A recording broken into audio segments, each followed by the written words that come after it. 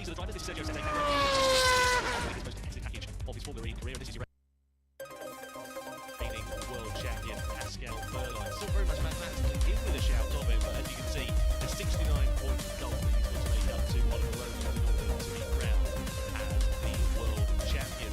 Well, my name is Tom Brooks, alongside me, Andre Lotterer and Billy Monk.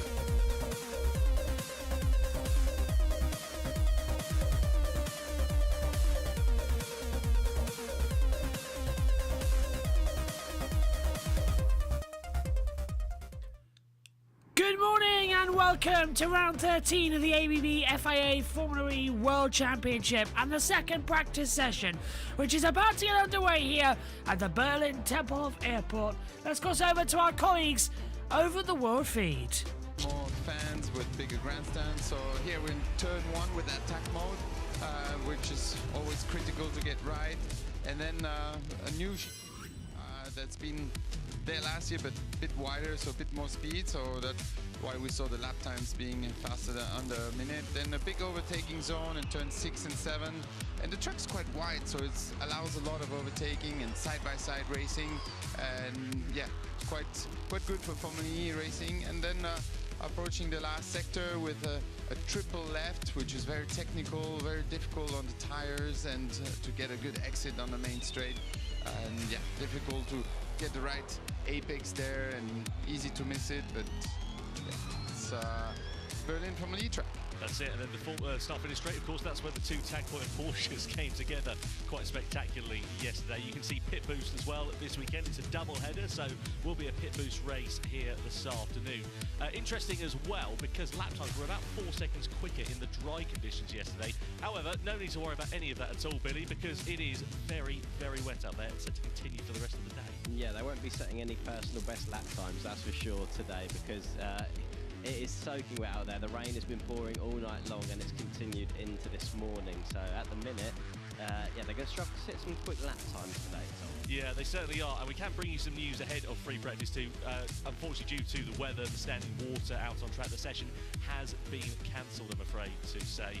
So that means there'll be no running ahead of qualifying, which is set to take place this morning, 11:20 local time. You can see the clerk of the course. I mean, look at that standing water. You need a boat with 2 oars rather than a Formula E car and 4 wheels, don't you?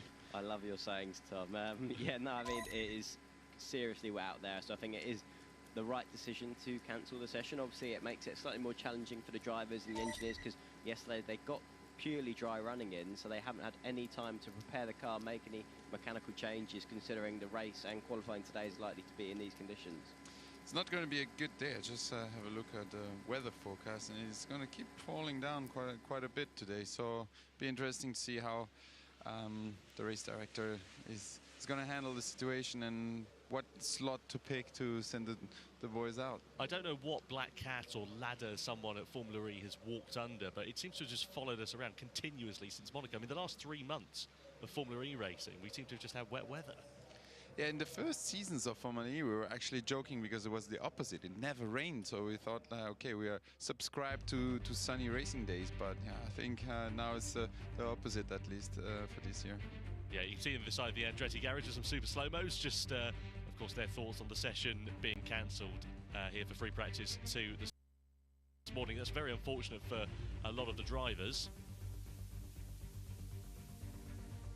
What I am interested to know, though, is what this is going to mean as we head into qualifying, because this would be a critical session with the wet weather. Of course, it was dry yesterday, so now they've got no wet weather running at this circuit prior to quali.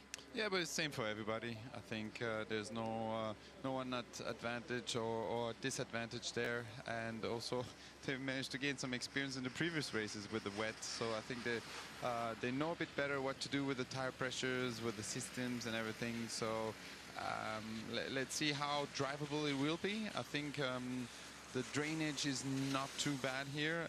It is a flat surface, but walking into the track this morning, I saw like they have quite big irrigation, or how you call it, like gutters, the drains, yeah, for the water to evacuate, because I mean it is an airport, so they had to install these things, and hopefully that works well, and the drivers will not have aquaplaning.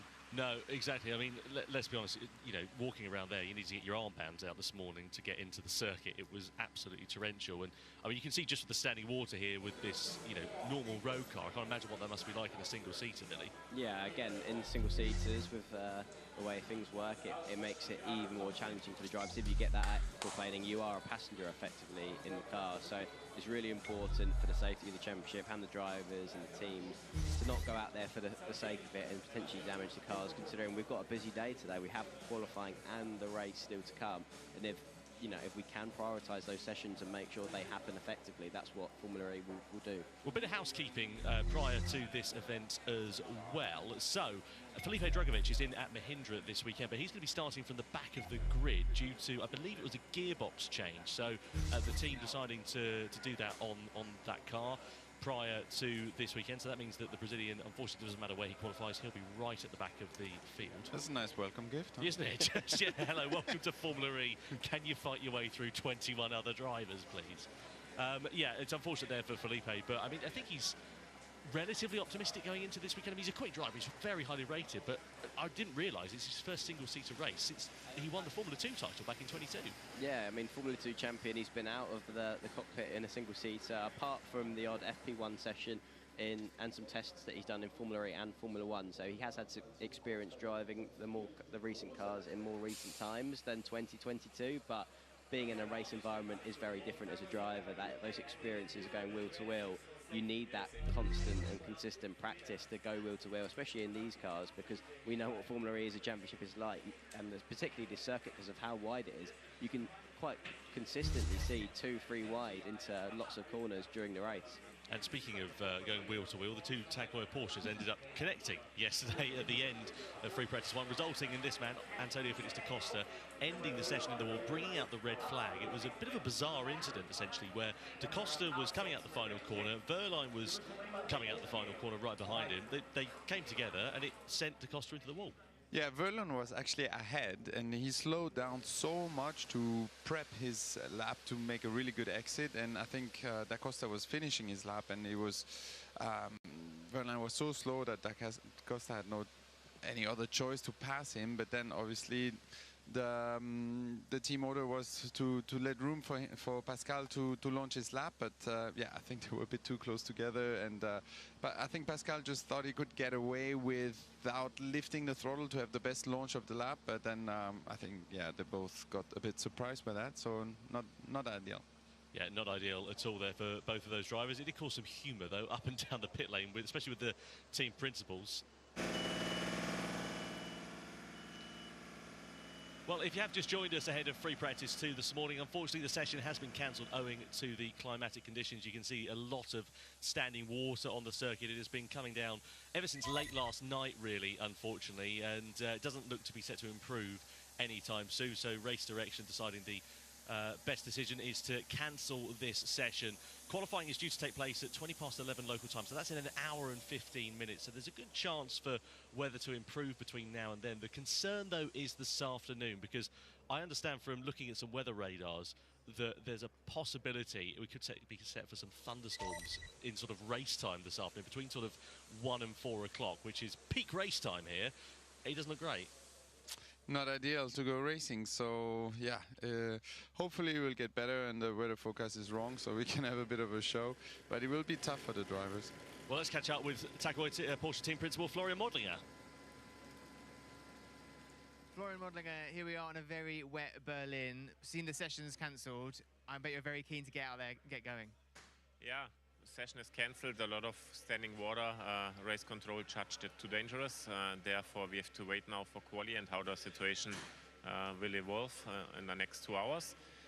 Always a pity, especially when you see already spectators in these conditions on the grandstands, to not giving them the show and to not getting the chance to get the first data in wet conditions, but it's for everybody the same, and now it's the job to stay focused and to prepare properly for the next session, which hopefully will be qualifying.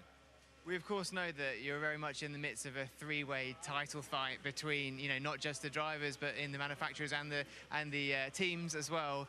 Not being able to get running away when you need to be chasing those all-important points, how much does that put you on the back foot? I would say it's for all the same clear. So let's see what's happening. We had in Shanghai a very strong wet performance. So let's build on this. And in general, for the momentum, we are there to use it.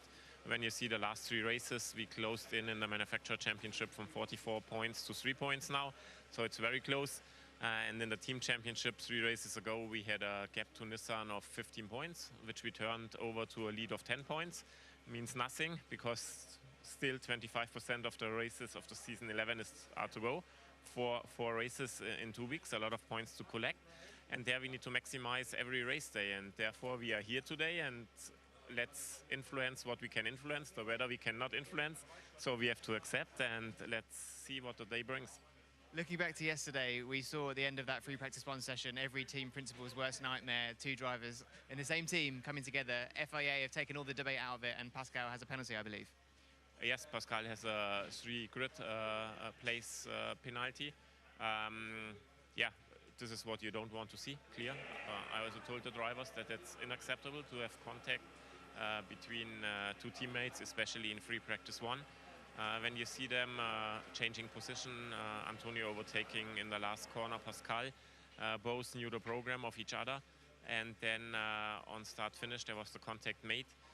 First, there was a misunderstanding which line they take. You know, in this quick right kink, normally you get a bit more to the left. And Pascal expected Antonio following the ideal line and then passing inside through, cutting through. Antonio wanted to be kind, stayed inside and expected Pascal on the outside.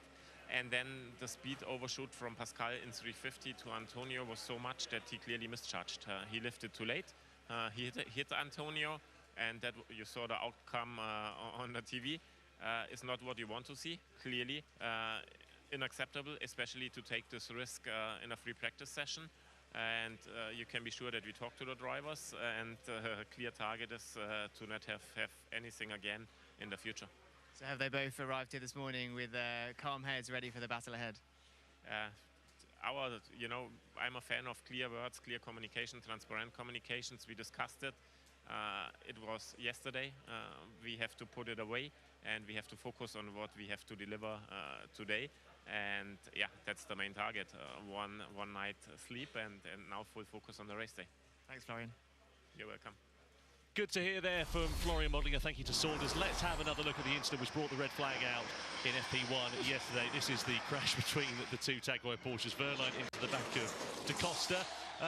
Well, you can see there quite visibly not what the team would have wanted, not what Da Costa would have wanted. He was pretty cross about it, as I'm sure you can imagine. And, well, what do you make of it on board, Andre? Well, yeah, I mean, I think they're a bit both at fault. Obviously, Pascal a bit more responsible with hitting the back of Antonio, but we don't see what happened at the entry of the corner. If both drivers were aware that, okay, he's launching the lap, and I think Pascal probably got a bit surprised that Antonio overtook him just before launching the lap, and then things just didn't come together very well. But yeah, it is a funny situation that should not happen, but it's not that dramatic. It's a bit ironic, but yeah, it's not the best for the atmosphere in the team. But normally there should be better understanding of what's going on, but yeah, it can happen. It was not a big drama, and hopefully they move on for that. Yeah, every team principal, aside from Florian Modlinger, I think, was seeing the humour in that instant at the end of FP1, Bill. Yeah, I think it's more relief that it wasn't their drivers, because that's the last thing that you want as a team principal, is to see your drivers come together, particularly when you think about the context behind the fact they're going for the team's championship, the fact it was a practice session, like all of those things considered. Sometimes, you know, you can see a bit of occasional contact in a race. Formula E, that's kind of part of the package, really, because the racing is so tight, but to see it in a practice session, and it felt just so unnecessary. I'm really interested, though, as we see Oliver Rowland having a bit of a FaceTime home to his family. Yeah, that's Harper on the FaceTime there. You're on. So you can listen in here. You're on, apparently. You are live. Are you there? Look at the TV. Look at the TV, Cubs. I love Are you that. on the TV or not? Look. She's got the filters on as well. Lauren, show the TV Oh, on I'm the loving phone. this. Yes, yes. With the camera. Oh, this is great. Oh, he had Harper up on the podium, if you remember, back in Tokyo when he won there for Nissan. But it's really good to see how happy and content Oliver Rowland is, and I think a happy racing driver normally is a fast racing driver. he seems so relaxed, doesn't he, given the pressure that's on his shoulders this weekend. Well, what pressure? He's got so much point lead. Like, he's in the best situation out of everyone. So of course he could wrap it up today or tomorrow, but he's done the job already. Like, let's say, of course, it's for him to lose. But with the point gap he has, I think he can just focus on driving and put that on the side. It's just a matter of when and how. But that's how you win a championship, when you do the job at the beginning of the year, get those valuable points at the beginning, then you can relax a bit when things get tense at the end of the year. Yeah, consistency is what makes champions. We've seen that. We look at Jake Dennis in season 9 last year with Pascal Wehrlein, those consistently strong results. I mean, if you look at Oliver Rowland in the championship, he's had a couple of blocks in the copybook, but even they've only come the last couple of weekends. 10th in Jakarta, 13th in the second race in Shanghai. But for that, and maybe Sao Paulo, you could argue he's been pretty much there, Bill. I mean, the fact that he's got 4 victories in a Formula E season, it says a lot, because normally there's only one other driver on the grid that's had multiple victories this season, which is Günther. So you look at his championship rivals, the 2 Porsche drivers, they haven't got that. They haven't got multiple victories. And when we're looking at the points deficit that they face, they're going to need to string back-to-back victories in multiple weekends together to even have a chance. And it's still in Oliver Rowland's hand with how consistent he's been. So, like Andre said earlier, he's just did the job at the early parts of the season, being consistent, picking up the big points finishes. And that's put him in the position now where the pressure is slightly off. Yeah, and it's also a circuit he goes well at. Won here back in 2020 when we had the 6 races in 9 days scenarios. Finished on the podium on another occasion as well. Double podium last year here, Yeah. Tom. So, I mean, it's definitely a circuit he's had strong results at. Yeah, no doubt about it. Well, unfortunately, free practice 2 cancelled due to the climatic conditions. The upshot is that qualifying will get underway, or is scheduled to get underway, 11 local time. So we've got just under 2 hours to go until that session is about to go. So hopefully the conditions will improve and we will get qualifying underway for round 13. Thank you so much for joining us, though, in the meantime here in Berlin, and we will see you for qualifying here in Germany for round 13.